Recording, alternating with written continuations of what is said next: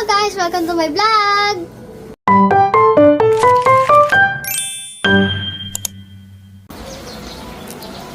Magpupunas ako habang magbabantay sa tindahan ng aking lola.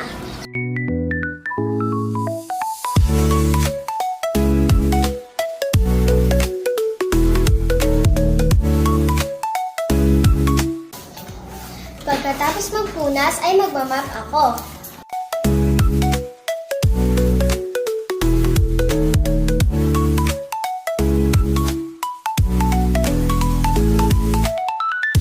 Kapag hapon ay magdidilig ako ng halaman.